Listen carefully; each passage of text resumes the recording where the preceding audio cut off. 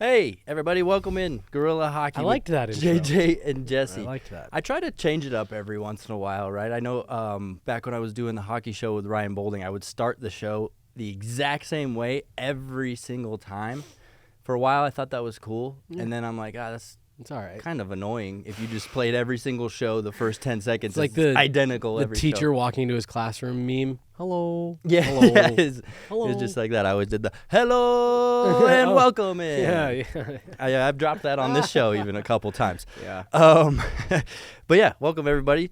Guerilla Hockey with JJ and Jesse. A lot to get into. Good to see you in studio in person. Here we are at the desk. We're back at the desk. We've moved away from the couch for this episode. It wasn't up to us. We came in walking to the couch set, and it was not available. Well, so here we are. That's what's great about the Guerilla Sports Studios. Yeah. We're versatile. We got a lot of right. options here. That's right. Oh, can't go there. We'll go here. Can't go there. We'll go over there. Yeah, we're just all over the place. So yeah, good hockey out of the Avalanche lately. I think I kind of want to start with yesterday, right? Yesterday we got to see the Avalanche at home for the first time in a couple weeks. Yep. And it was kind of a crazy day as far as just the hockey world goes, right? We walked into Ball Arena. That's kind of when all the Team Canada stuff started unfolding a little bit. And then, of course, Gabe Landeskog was on the ice. Arturi Lehkonen was inserted to the lineup. So the morning just got crazy. It got me really excited for the game that was last night against the Washington Capitals. Yeah, no, the morning kicking off with all of the Team Canada stuff finally starting to come to a head. We're not going to spend a lot of time on it here because there is still so much that we don't know, so much that's being kept, through the different legal channels under wraps until they can get further down the process. So we're not going to get too into it. I will say, I'm glad to see this finally starting to head towards a conclusion. I feel like we've been talking about it now for way too long, and we've been given all kinds of different deadlines. So you're right. It was kind of a nice, all right, here we go. Let's, get this stuff going. And then, I believe it's the Smith Sports and Entertainment Group out of Utah puts out the press release saying, hey, we are officially asking the NHL to consider us for a team. And then, Gabe Landeskog, and it was. Yesterday was just a newsy day. And really, dude, there's one more Avalanche game before the All-Star break. The Avs are already into the back half, but really this is the official start of the back half. We're officially heading towards playoffs coming out of the All-Star break. I'm with you. I'm excited. Yeah, I'm thinking with the Team Canada stuff, I'm just most interested to see the way the NHL navigates this, right? It's been interesting so far. They've really tried to sweep everything under the rug, and considering what we've seen in the past from the NHL, I'm inclined to see how terribly this goes for them and how we're going to look at this in hindsight and be like, wow, the NHL really could have handled that better.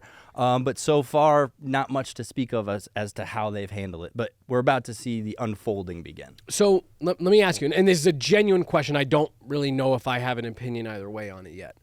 Do you think the NHL has tried to sweep this under the rug? Because Hockey Canada clearly did. And, that's why we're in this situation. But I definitely think we're seeing the beginnings of them trying to sweep it under the rug. They're really trying to keep it hush-hush. Right. Really don't want to see any speculations or anything, Yeah. but they're also not giving any information to anyone, right? Mm-hmm. It's reminiscent of the Val Nichushkin situation from last season, right? We're all just kind of here trying to put pieces together where no actual information is being given. So it makes it tough and makes it tough to have conversations about because we don't want to sit here and make anybody mad by our speculations or vice versa, make anybody mad by not treating it with the proper respect it deserves. And see, I'm for right now, because the I can't remember which police department it is. I'm wanting to say Victoria, but that doesn't sound right. In Canada, announced a news conference for February 5th.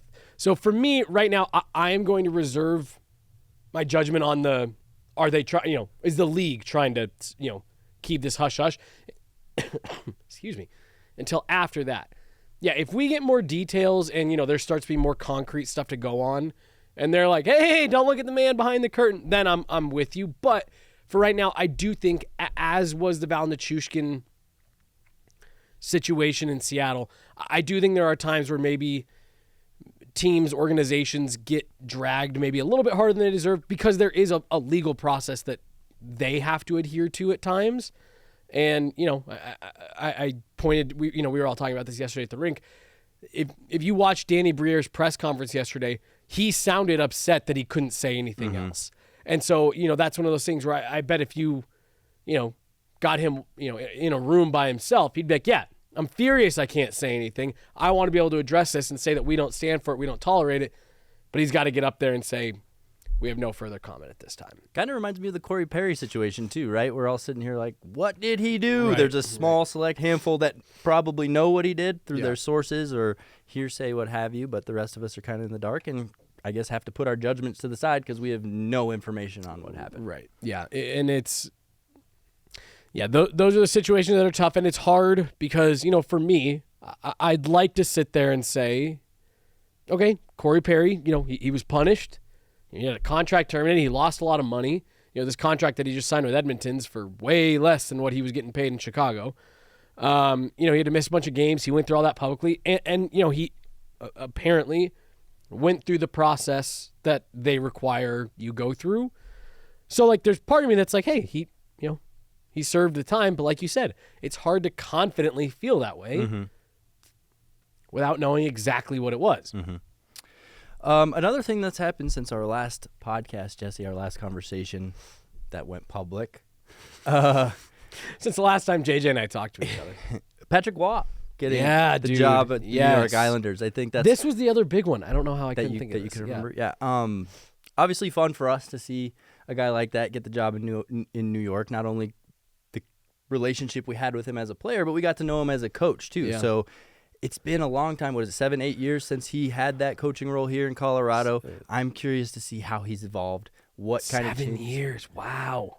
Yeah, dude. Holy smokes. I'm sorry. I didn't mean to interrupt you, but no, I was just sitting there doing the math. It's crazy, dude. Yeah, and I remember covering Patrick Waugh, and that's kind of when I got started covering this team, and it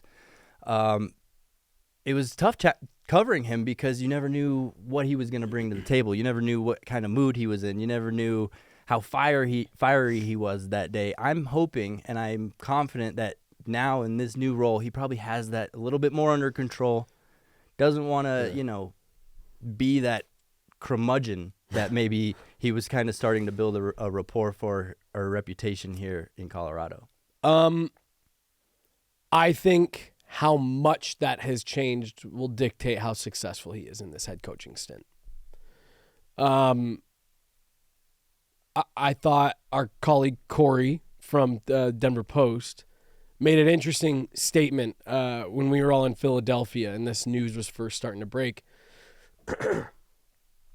And, we're talking about what kind of coach he is and all of that. Or maybe it was the day when we got back. It doesn't matter. Because Peter Baugh had posted the video of Patrick Waugh's first practice. And, yelling and screaming and, smacking his stick on the ice and, really involved, giving a lot of instruction. And Corey made the point, he said, there's a saying in college in football circles that says you can't be a college coach in the NFL. Meaning that you can be a really successful coach not in the pros because you figure out how to work with those kids and coach them up and all that. These are now professionals. Our camera guy, Jay Yarun, made the comment last night, with Jared Bednar. He said, I almost wanted to ask him, when Nathan MacKinnon's playing like this, how do you even coach a player like that?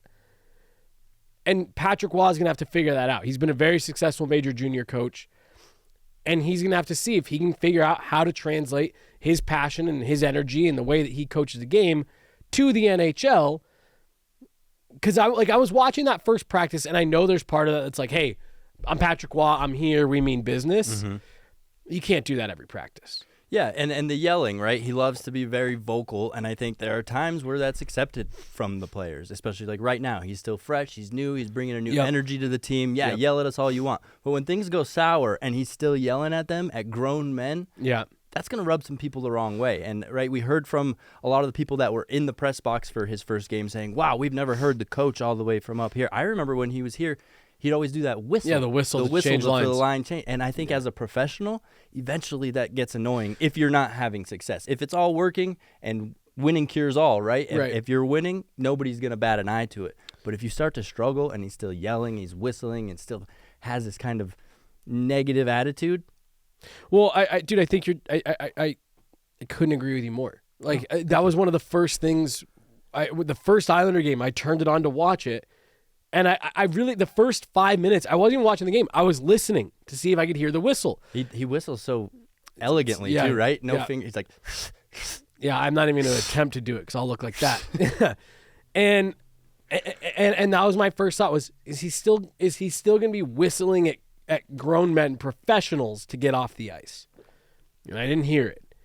Not to mention the whole Lou Lamoriello no beards rule, right? Does that just kind of sounds like a terrible place to play? I made my feelings the other day when we were all talking about the way that Lou Lamoriello, like, you'd have to take that mustache right off. Yeah, I know. Well, all of it. Like, you, what's crazy is you and I would both be screwed on a Lou Lamoriello team. Like, it's just, I don't know. Again, these are grown men. These are professionals. If they want to have a beard, I don't get that. But I think Patrick Waugh is really determined. And to your point, Matthew Barzal has the comment a couple nights ago after the game that said, hey, we had some bad habits creep in. We'd gotten lazy. We'd gotten complacent. We had kind of started to accept that we just weren't very good. And he's coming in and changed that. To your point, yeah, that is, you come in there, you're loud, you're vocal, you're yelling, you're screaming, you're whatever, because you're trying to shake things up, trying to shake up the culture. And I think Patrick Waugh also did that here. And I think part of that first season of his here was a byproduct of that, of him reigniting a fire under an organization. But I think the reason it didn't work is because he never adjusted. Okay, we made the playoffs. Now I brought in a guy like Jerome McGinley. I've got Gabe Landeskog. I've got Jerome McGinley. I've got real leaders in the room. I've got a potential NHL superstar on my hands. Obviously, MacKinnon didn't break out till after Waugh left, but and it seemed like he just always went with this is what worked the first year. And, no taking a knee at practice. We stand up here, stay on, and it's just like, you can't do that. Yeah. You can't do that every night. I remember a practice I was watching one time when he was coaching here, and he was angry, gathered the group into a circle, had them all bring it in, right? And it starts yelling at him. I'm not sure exactly what it was structurally, but I remember hearing him say, this is pee-wee stuff, guys. This is pee-wee stuff. And when you're a professional hockey player being told that you're not doing things that pee-wees are supposed to be doing, that's insulting. So now I'm drawing the parallel to Matt Duchene, right? Mm-hmm. Matt Duchene, I feel like, yes, by the end of his tenure year, he was absolutely over it. But it started with Patrick Waugh. Mm-hmm. It started with that negativity. Then they go into Jared Bednar's first year. We all remember how terrible that was. And Matt Duchene is just over it. Done. He's burnt out on Colorado. The kneeling on the ice example I gave was Matt Duchene on his first day of camp. I'm sorry, it was the first day of camp. The delayed camp was the Jared Bednar year. First day of training camp, and Patrick Waugh is skating these dudes hard, and Matt Duchene got back into the end of the line and dropped to one knee. He wasn't Martin Kaut out there laying on his back on the ice, but he dropped down to one knee, and I remember that was. The family sports was packed for that. But I remember, you could see him, breathing really hard. And Patrick Waugh, in front of everyone, smacks his stick on the ice. Get up! We don't take a knee. Stand up. Get on your feet. And it's like, whoa. But kind of what you're saying, though. Patrick Waugh's half the draw, right? You're still a business. You're still in the game of marketing.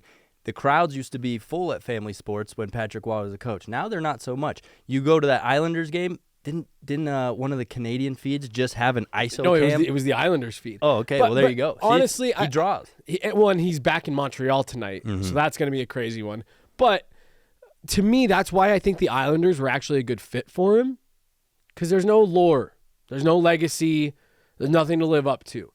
When Montreal had a coaching vacancy, I think it was right before they brought in Marty St. Louis. Patrick Waugh, there was a lot of conversation about that. And I remember having the same thought about how I, now looking back on the Patrick Waugh era in Colorado, where it's like, that's never going to work. His number's up there. Mm-hmm. His name is hanging in the rafters, and you want him to be that. Mm-hmm. It's not going to happen. Those expectations just aren't going to be met unless he came in and won, started winning Stanley Cups right away, which, he's an unbelievable competitor, but there's a lot of really good coaches in this league. And he's going to have to, if his team is going to win a Stanley Cup and he wants to be a Stanley Cup champion as a coach, he's going to have to get to the point where he's out coaching guys like Jared Bednar, John Cooper, pick a name. Pete DeBoer, like, you're going to have to, not only are your players going to have to beat them, you're going to have to out-scheme them, you're going to have to out-prepare, you're going to have to out-scout them, out-game plan them, and make adjustments in game. That's on him, and we don't know if he can do that at the NHL level yet. Right. There's more than just firing a team up. Right. There's the structure, there's the scouting, there's the game planning, which we, in our post game last night, even alluded to with the Avalanche. That's one thing that's given them so much success is that power play scouting, their ability to dissect different penalty kills because they have them studied and down to a T. They know exactly what to execute. And again, I'm using this as a championship example, not a parallel with the Avs, but again, like needing to get there. And again, every championship team does this. Vegas last year, but the 2022 Avs, that was one of the things we talked about. They'll play any style because they're prepared for that. And they know going to a series against Nashville, hey guys, they want to play heavy and hard against the wall. Guess what? We're going to play heavy and hard along the wall. Mm-hmm. And this is how we're going to do it. And this is how that fits into our schemes. That's coaching. That's stuff that the coaches have to put together and delineate down to the players. We got to see if Patrick Waugh can do that. And going to a place like Long Island where he can, yes, for the first 2 weeks, it's Patrick Waugh, but then he can just be the coach. And I'm anxious to see how it goes. It was super out of the blue.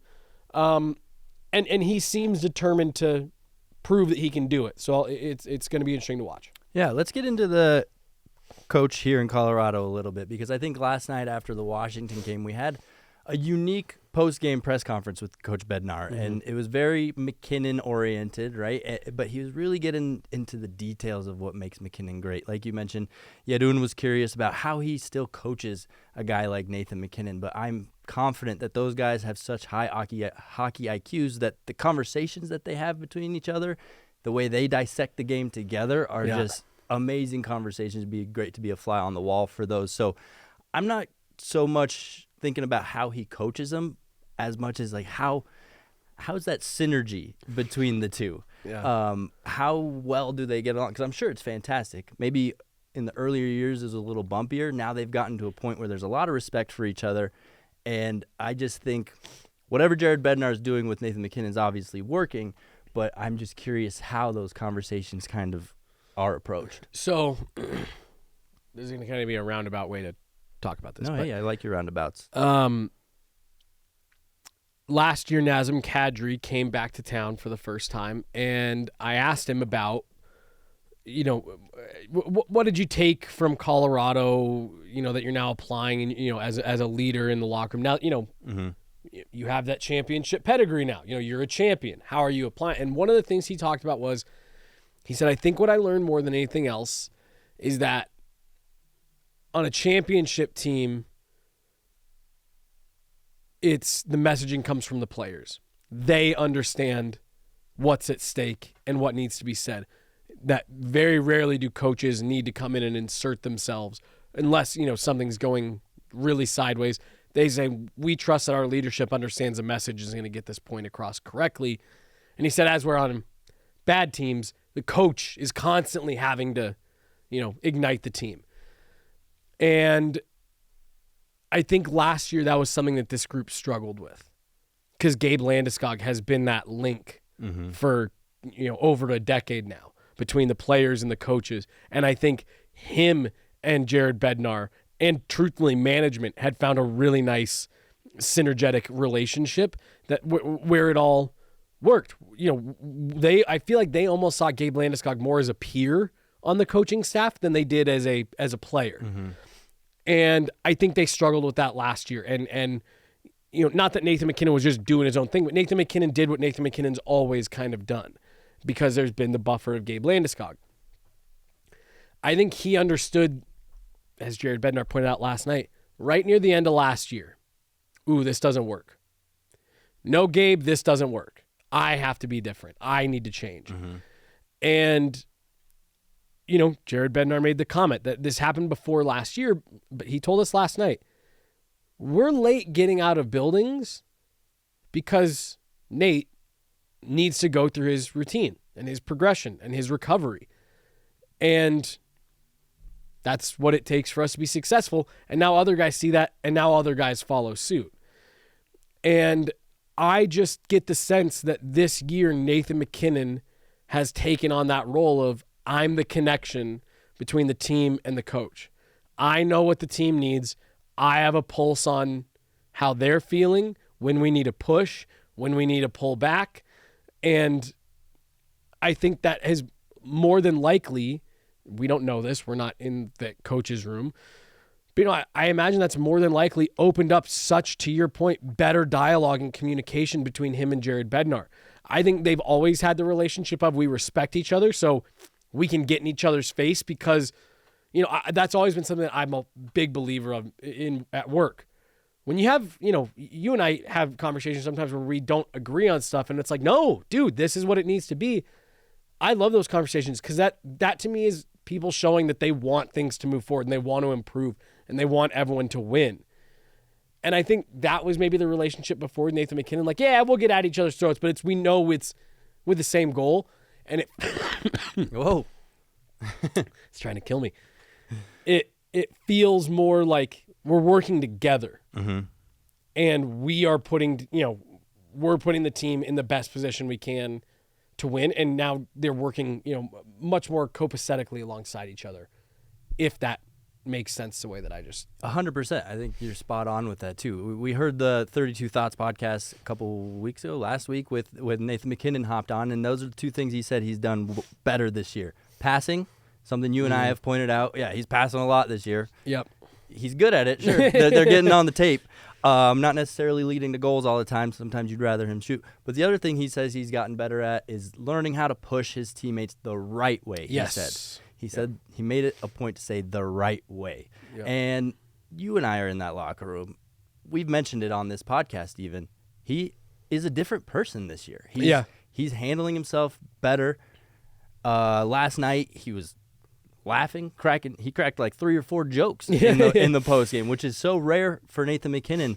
Well, and even not to interrupt you, but the same question kind of got asked a few times, and historically he'll get outwardly like the special teams question, right? He had just finished talking about how good the power play was, and then somebody asked him, "What about the special teams?" And he's like, "Yeah, this power play was good." And you're right. In the past, he'd be like, "I just answered that." Right. And he kind of said that for and then he gave a complete answer. And again, not to be saying like, "Oh my God, isn't that the craziest thing of all time?" But like, if you know Nathan MacKinnon, if you've been around Nathan MacKinnon, you know that that's different. Yeah. And the intensity's still there. Yeah. The intensity, the passion's still there. He's just a little more loose, right? He talked about turning the page a lot.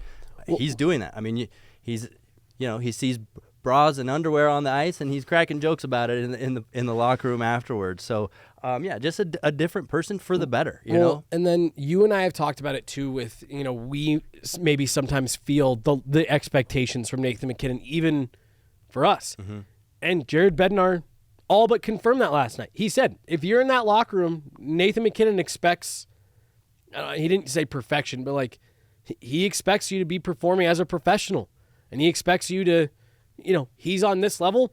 That's where he expects everyone who comes in that locker room to be. And Jared Bednar said that, and I laughed to myself. I was like, yeah, that's what we talk about. There's the one story that stands out in all of our minds, right? And I don't know if I've ever told this or if you've ever told this on a podcast. But I think it was last year, maybe 2 seasons ago. After a practice, we're all in the practice locker room waiting for the players to pour in, and it's a Sunday practice. Yeah. So they have their TV up in the locker room. Rare Sunday practice. We weren't normally there. Right. And football was on. So naturally, all the media guys are just kind of there staring at the TV watching football as we await the players to come in. Nathan MacKinnon walks in, sees us all doing that, turns off the TV. That's perfect Nathan MacKinnon right there. Just expecting high level. Like, you guys aren't here to watch football. You're here to do your job, so do your job and get out. Right. Yeah. I was just about to say that. And that was what it was. It wasn't like a malicious thing, but it was like, yeah, I'm not going to sit here and watch football.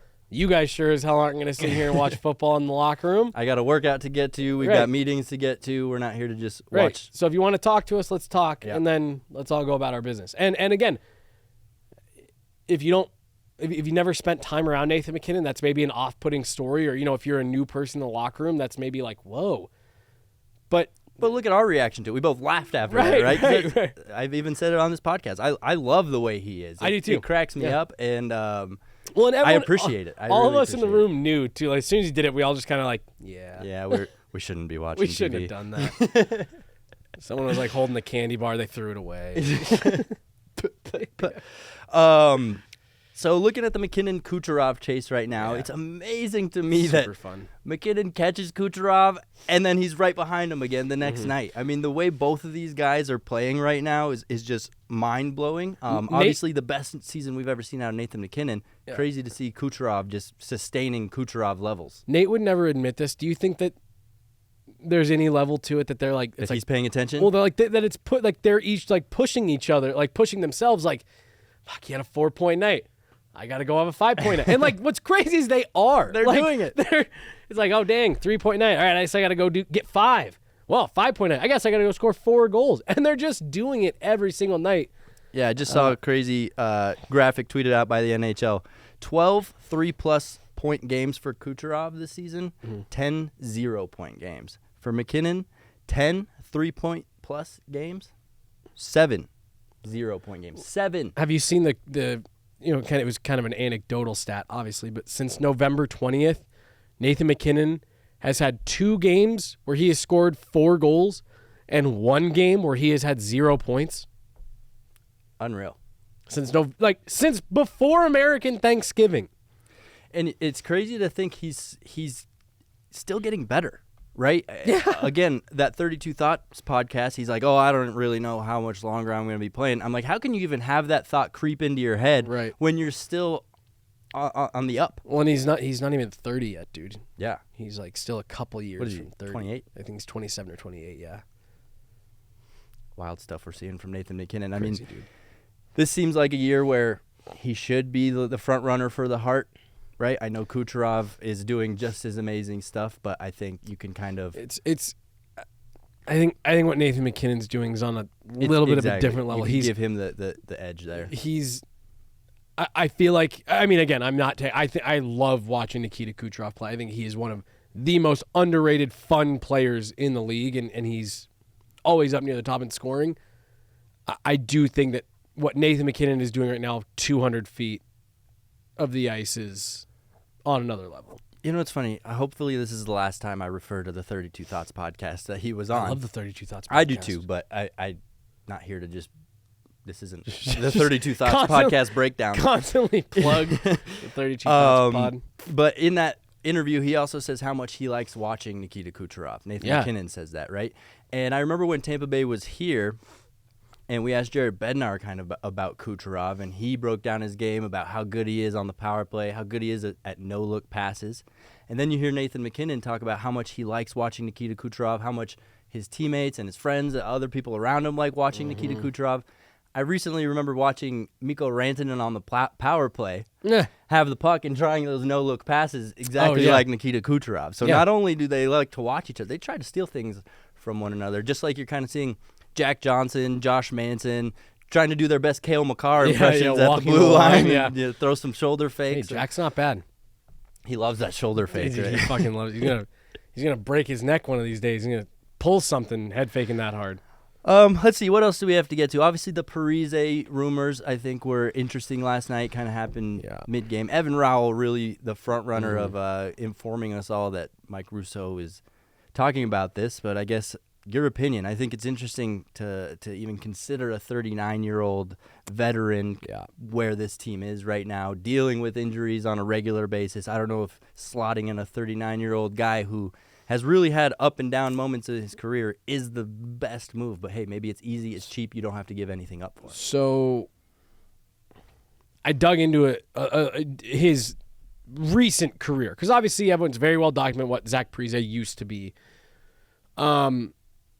I was surprised. He's had a decent last couple years in Long Island. 21 goals last year. My concern is he's 39. He hasn't played in like 9 months.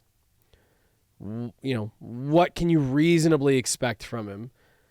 And I saw a suggestion last night of like, give him the Tomas Tatar contract. To me, that would be a massive overpay. this is a league min.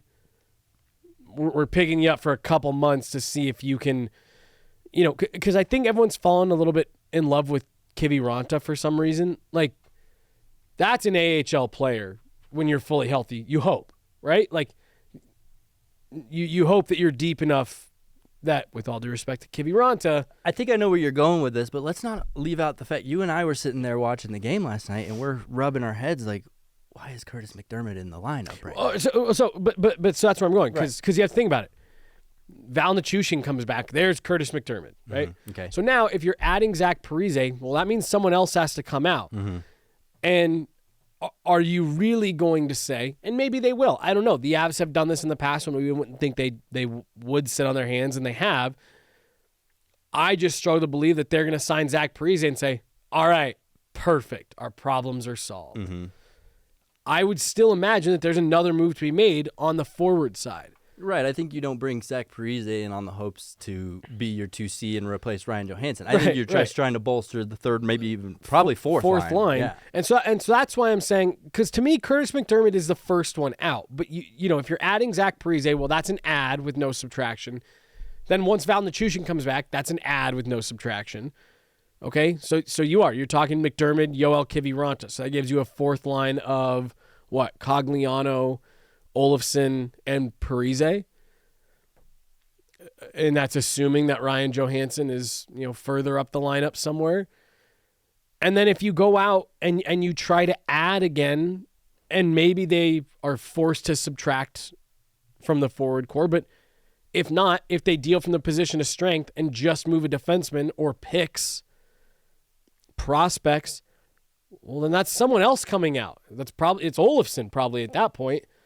And so, I don't know. The pure add, if they end up doing it, and we'll see, if they purely add a Zach Parise, to me, that's another move of like, okay, well, something's clearly coming, because that to me would almost more of spell a, here's our Ryan Johansson replacement than here's a replacement for anything else of consequence. Yeah, and I think Ryan Johansson is kind of that domino, right? I don't know if they're shopping him or if they want to keep him or they're looking to move him, but you saw it last night. Arturi Lehkonen returns to the lineup. He puts him with Ryan Johansson and Cogliano, because we've heard in the past he wants workers with Ryan Johansson, right? He has Nichushkin with Ryan Johansson often.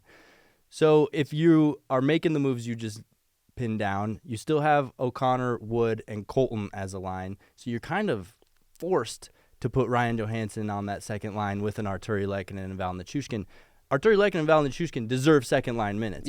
I'm not sure Ryan Johansson does, but you're kind of in a pickle. So unless you can figure out how to handle that pickle with Ryan Johansson, you're kind of stuck, maybe even trying to juggle and figure out new lines there. And that's why I'm saying, without coming outright and saying it, Zach Parise almost feels like more of like this is a domino move, and we want to bolster an area where Ryan Johansson is playing right now.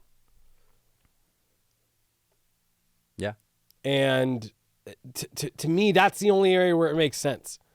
If you're saying we'd rather get a league minimum guy, and this is purely I'm throwing this out to kind of, and then we're going to attach a pick or throw in Ryan Johansson on whatever our big deal is with, a team that's got the cap space. If you're saying we want to replace $4 million with $875, in Zach Parise, totally, I'm on board. I got it. The pure add to this group is just not questionable, but it's just odd. Yeah. I'm with it. Yeah. Let's move on. I guess with that, the trust that Jared Bednar has evolved over the years for Logan O'Connor, right? And then finding some perfect teammates or line mates with him for Miles Wood and Ross Colton. I think that kind of gives you a little bit of flexibility, because Jared Bednar loves that line, the Colton Wood O'Connor line, and that's kind of can be your second line as far as time on ice. Kind of gives you a little bit of flexibility. But again, once you start inserting names like Val Nichushkin and Arturi Lehkonen, you got to give them minutes too. Right. So I feel like Jared Bednar is kind of finding himself in a situation where he's gotta. He's having a hard time distributing all the minutes that he has once he's got a fully healthy lineup. Logan O'Connor is a big reason for that because he's earned the trust. He plays so well. He creates a breakaway on at least one penalty kill a game.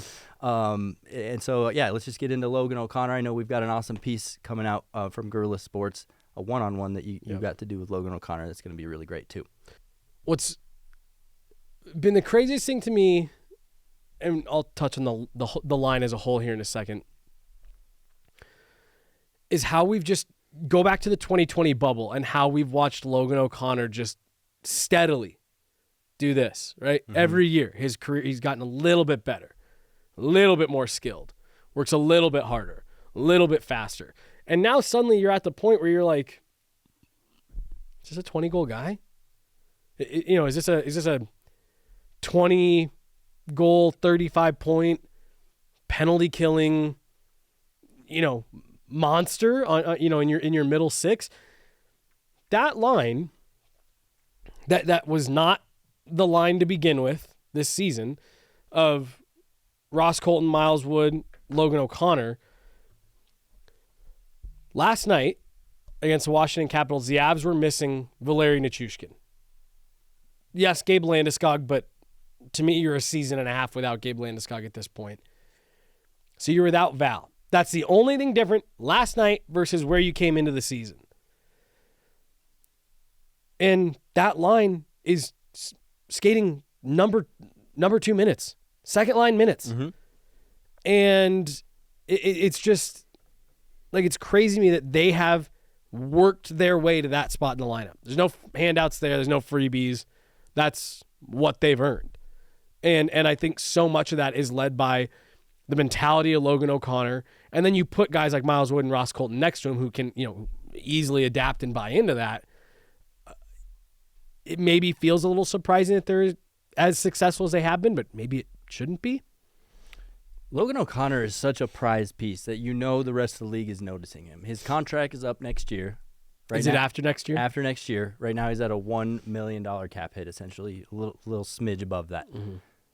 This has to be a guy I think the Avalanche need to make sure. I think you got to give him doesn't even get approached by other teams, right? I think you need to get this dude under contract this coming summer, $3 million, and get him for as long as you can. That was the best thing they did with the contract they put him on last time.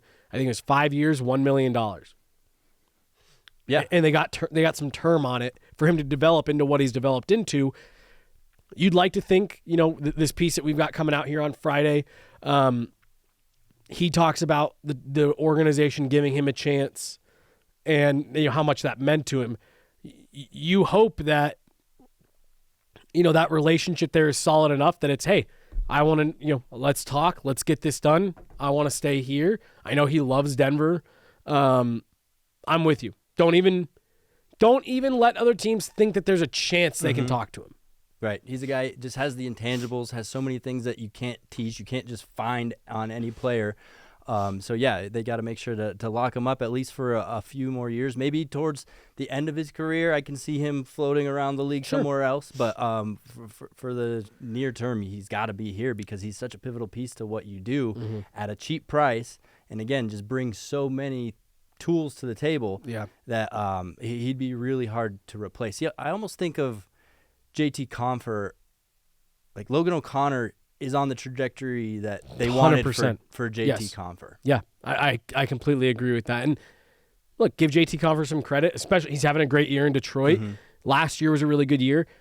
I think that's a great way of putting it. Where they left things off with JT Compher is where I feel like they're probably hoping they can get things to with Logan O'Connor. Yeah, now that I say that, they're such similar players, right?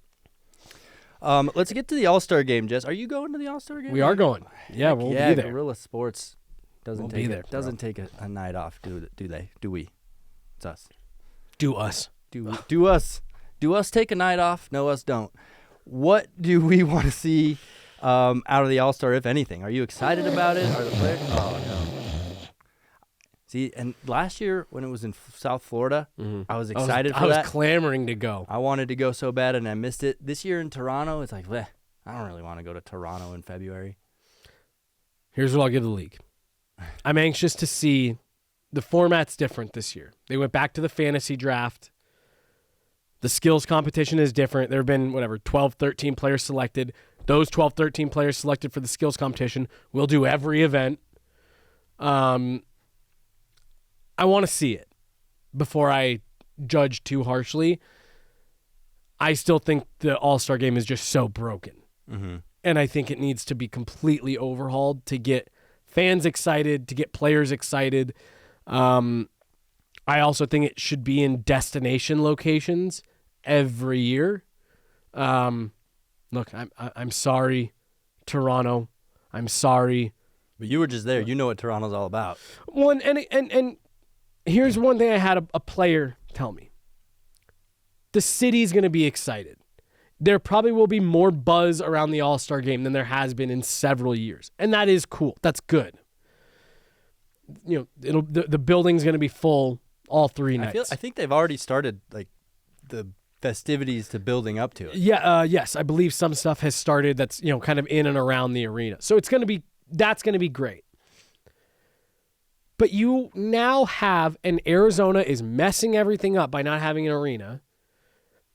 But you've got enough warm weather cities now, nice destination type cities, that really, in my opinion, that's the only places that this should be being done. Vegas, Arizona, once they get their arena figured out, Miami, Tampa Bay, LA, Anaheim. What about the thought of maybe trying it in markets where there isn't a team? I love that. You got to have a big enough building, though. The NHL. There's got to be some NBA buildings they can bum off of. I mean, nothing's going to be smaller than Mullet. So as long as you're in between Mullet and an NHL arena, I think you've got something good. Yeah, I'm with you. I'm with you 100%. And truthfully, what I'd love to see even more is, I reference the Lake Tahoe game all the time as the league needs to do more of that shit. Mm-hmm. Cool games in scenic venues with, against cool backdrops. Like, I don't know. I think you should play the All-Star game on the Bellagio fountains. You know what I mean? Build a rink out there and play the game out there. Do it in Times Square. Build a rink out there and put, seats. Like, that's, if you want to do it, and I know New York would be cold as hell in January to sit outside, but like, if you want to do it in those types of cities, do it somewhere cool. Or you need to do it in warm weather cities because Nathan MacKinnon, Cale Makar, and Alexander Georgiev, now they get their bye. I'd be willing to bet all 3 of those dudes have PJs booked at DIA for midnight on Friday. There you go. Have the All-Star game in Cabo. Then everybody wants to go. The NHL wants a team in Mexico City. Do it in Mexico City. Yeah, or here's your chance to, go to the closer European countries. Right. And like that's what I think they should do. They should make it into a full 3-day celebration of the game that's just skills. Bring in international players. Bring in, I make the reference all the time.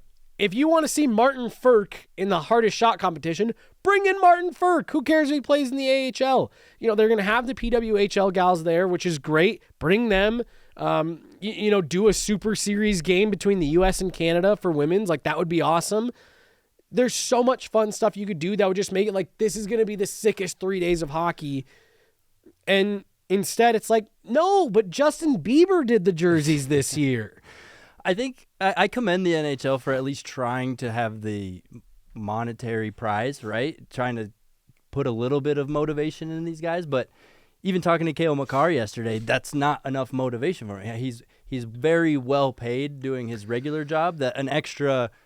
Well, and then to me, I'm with you. I like the principle of them wanting to pay, but it wasn't effective as they wanted it to be. Well, and it doesn't make the players try harder. The NBA just did their in-season tournament and awarded the winning team, every player and every coach got $500,000.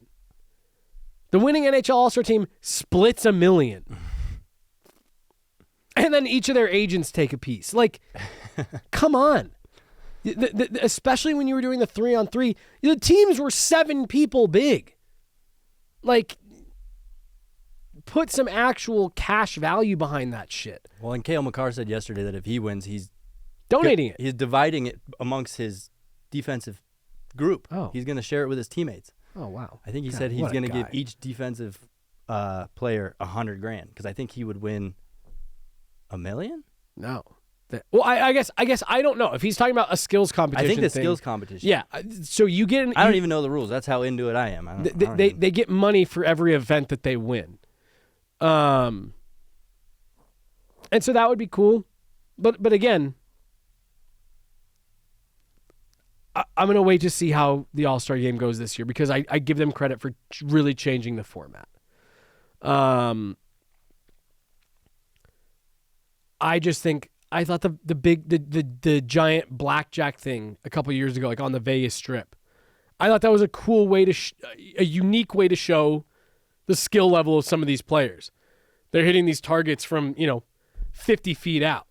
I thought that was a cool representation of it. I want to see more stuff like that. I don't care about guys playing at 40% in a game. I almost wonder if the All-Star Game should just be moved to the off-season and just treat it like a little off-season tournament. I feel like the guys would be more into it because there you're getting some off-season I feel like you would training. get a 0% turnout You think for that so? game. Yeah. I feel like it'd be like, the workouts that all the players like to do, or the beauty league. It's just going to be a tier higher because it's all the All-Stars. Yeah, so almost kind of do it the way that the NFL does, where it's like at the very, very. Mm-hmm. I think the way the NFL does it is dumb because there's two teams that can't participate. But do it at the end of the year. Yeah. I don't know. Maybe you could sell me on that. I just think that if you're going to keep it in January, you got to put it somewhere that players want to go because where I was going, that was. I assume that those three players are all getting in a little bit of vacation starting tomorrow night until they got to be in Toronto on Wednesday. But they're going to be in Toronto, freezing their asses off, scrolling their Instagram, looking at 20 other guys that they play with on the beach. Yeah. And God, that's going to look nice. Well, at least they have a chance for some monetary compensation, right? Which I think makes it all better. I will say, when I asked Cale about it a couple weeks ago, before he'd officially been voted in, and I was even trying to get him to say something about no, I want it to be somewhere warm. And he goes, look, you always want to be an all-star. That says something about you as a player. And it's always a great honor. Yeah, you like to be able to go get in your vacation, but at the end of the day, it's a big deal to be an NHL all-star. And I do think that's why I think it's such a shame the way the all-star game is right now because nobody wants to go. And Cale's absolutely right. It is a big deal. That's a recognition of saying in the best league in the world this season, you're one of its best players. Now, I also think a huge flaw in the system is that every team has to have a representative. The fact that Clayton Keller has multiple more all-star appearances than Mikko Rantanen is laughable. But other than that, I do agree with Cale. I do think it's a big honor, and that's why I'd like to see the league do something about it so that players feel like it's a big honor and not a punishment. I also think these guys enjoy each other's company too, right? So it's fun for a guy like Cale Makar, Nathan MacKinnon to get the chance to hang out with a Nazem Kadri again, or even Connor McDavid and pick brains of the greatest players. So I'm sure they kind of underplay that, but we remember the stories from the COVID bubble and the parties that they were throwing up there in their hotels and just enjoying being around each other, which, throughout the regular season, you obviously don't get the chance to. And in the spirit of competition, you're not necessarily being friendly with people that you want to be friendly with. So I think it is a good chance to just reset, and maybe they really underplay how much fun it actually is, and they kind of roll their eyes and just chalk it up to an inconvenience. Yeah. I think multiple things are true. Yeah. I mean, yeah. It can all be true. I think it's an inconvenience, and if you truth serum them, they'd rather just go on vacation. But I do think that you're right that, well, now that I'm here, these are all my buddies. Yeah. I'll go get a drink with Dew Doughty. Right. Speaking of which, he had some funny comments last night. As the Avalanche look forward to playing the LA Kings next, it's interesting to see the turmoil that the LA Kings are in because you and I were both there opening night in LA. Yeah. And we saw a good LA team. Yeah. Even after that, we're like, this team is legit this season. Now they're going through quite the slide, losing to San Jose this week and Buffalo. Buffalo on the second night of a back-to-back had no business beating LA in LA. And LA had a 3-1 lead. There you go. So obviously not the best current form for the LA Kings. Meanwhile, the Avalanche kind of feel like they are in maybe the best form they've been in all season. So makes me feel good about what the Avalanche are going to encounter here on Friday, but at the same time, those are the type of games the Avalanche have kind of been sliding on this year, are the ones that you expect them to win. Well, and what you're going to have to expect is a strong push from LA tomorrow. I haven't looked at LA's schedule. I don't know if this is their last game before their bye as well. But either way, you're heading into a break here soon, whether you got one more game or two at most. No team wants to be heading into this break skidding. And so you're going to get a big push from them. They understand who the Avalanche are and what they're all about. And Dew Doughty straight called the team out last night, not unlike the way that Devon Taves did, just a month or two ago. And we've seen how the Avs have responded. To me, the Dew Doughty comments were, that's an LA team that has young players that are learning how to win. And, he said, bang, bang, bang, we scored 3 goals, we're up 3-1. Everyone's like, all right, sweet, point night. And everyone forgets how to play. That does not sound all that unfamiliar. It sounds very similar to what Devon Taves was saying of, we had a bunch of guys out here who are doing it for themselves, who think that they're playing well and they're not playing well. Yeah. Kind of the same call out. And, Dew Doughty, he's got 2 Stanley Cups. Anze Kopitar, 2 Stanley Cups. But, we're going to see the difference, right, between the Avs call their teammates out and say, hey, we got to get this fixed, and we have the guys in here in the leadership to get this fixed, and that's what we're going to do. We're going to see if LA is made of the same stuff. Yeah, and this is just part of an NHL season. Like you said, Devon Taves, the Avalanche went through it. Sometimes you just go through a slide. I'm confident that the LA Kings will figure it out, get back to their winning ways, still get in the playoffs, probably not make much noise in the playoffs because of just this doesn't seem like the self-belief is really there. But these are either galvanizing moments for teams or moments where they all really come undone. That's why it's unfortunate for them that they have to come into Colorado while they're trying to galvanize themselves and pick themselves up and dust themselves off. So we'll see if the Avalanche can maybe put a nail in their coffin of the season and just keep demoralizing them, because Avalanche got to keep winning. They're still, with as good as they're playing, are not even at the top of the Central. They're tied for it, but not sole possession. Winnipeg's playing some great hockey this year. So I'm excited for that game tomorrow. It's going to be a good game. Heading into the break, we'll get a nice little relaxing session with the All-Star game. It's less pressure, a lot of fun. Yeah. Some background noise for your TV. But yeah, other than that, I think everybody in Avalanche land has to be feeling pretty good right now. Yeah, no, I'm with you, and you like we've been saying, you want to see them finish strong tomorrow. I'm not saying you got to go out and win 7-1, but you want to have a good game that you can hang your hat on and feel good about going into the break. Indeed. So that's all we have for today. Good episode, Jess. Yep, good to be back in the studio. We've got some exciting podcast plans ahead. Obviously, Guerilla Sports, we're slowly adding more elements to our coverage. So just keep watching the growth. We'll keep growing. Other than that, any final thoughts for today, Jess? No, I got nothing. All right, guys. Thanks, everybody, for hanging out with us. We'll see you tomorrow from morning skate and post game. So thanks for hanging out. This has been Guerilla Hockey with JJ and Jesse.